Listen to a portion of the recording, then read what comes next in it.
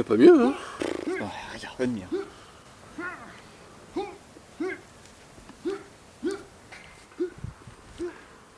Ça fait quand même tout un après-midi qu'il est comme ça, hein. Il va finir par faire peur au voisinage. Ouais, Oh. oh, tu le connais. On attend qu'il se fasse mal et puis après...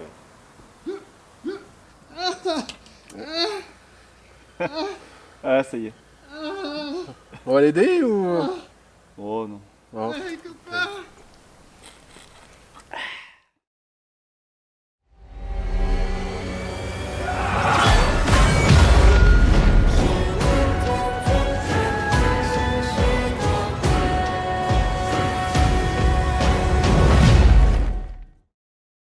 Bonjour à tous, ici Les Illems.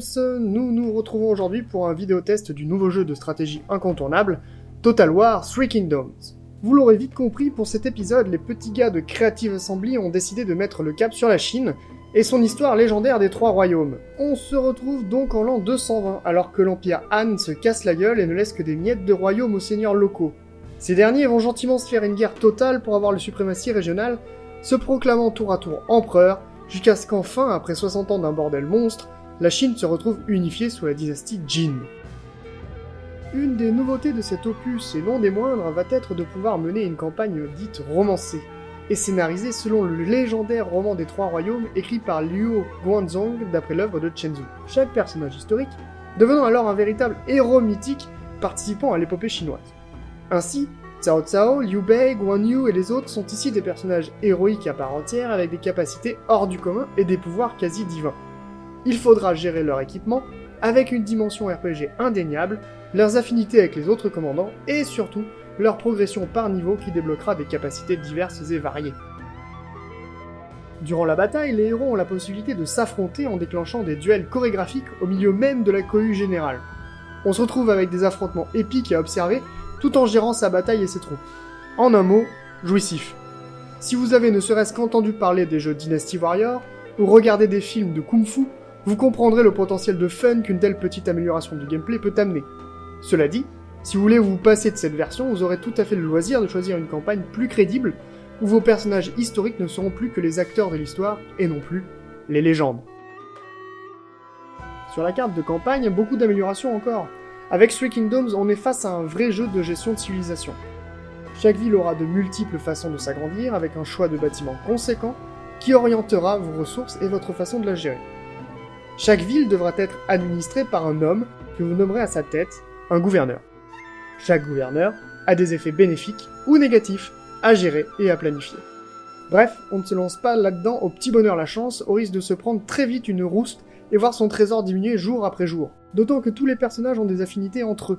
Il faut donc choisir les hommes avec précaution et les faire travailler avec les gens qu'ils apprécient, au risque de voir leur contentement baisser drastiquement et les rébellions gronder. Là encore, Creative Assembly a développé tout un aspect colossal sur la gestion de votre famille politique et de votre dynastie. Zhuge Liang a prédit que le vent tournerait. Et cela s'est avéré. Le moment idéal pour attaquer est venu. Nous ne devons pas laisser passer cette chance.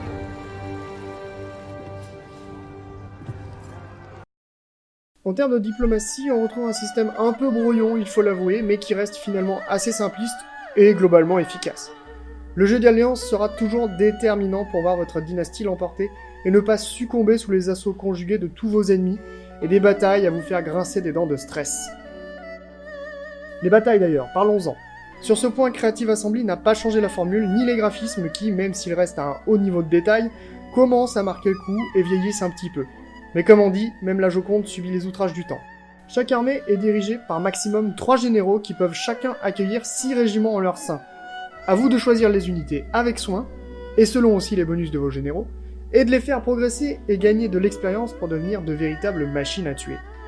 Là encore, pas mal de régiments à débloquer, notamment en passant par un fort joli arbre de recherche qu'il vous faudra potasser sérieusement au risque de vous perdre et de passer à côté de synergies immanquables. Après avoir consolidé vos armées, lancez-vous dans les affrontements et jouez de tactiques pour mettre à mal votre adversaire. Encore une fois, on reste sur du classique Total War, les connaisseurs s'y retrouveront facilement et les néophytes se mettront à la page assez rapidement. Sachez juste qu'envoyer vos cavaliers sur des régiments de piquiers n'est pas forcément une très bonne idée. pour conclure, on se retrouve face à un fort généreux Total War dont l'optimisation est à saluer d'emblée. L'effort mis sur la scénarisation et la campagne romancée est un énorme plus que l'on souhaite assurément voir dans les prochains opus. Niveau bataille rangée, on reste sur du classique, mais c'est sur la carte de campagne que les améliorations sont les plus palpables, notamment tout l'aspect gestion qui a été intégralement repensé. Bien vu.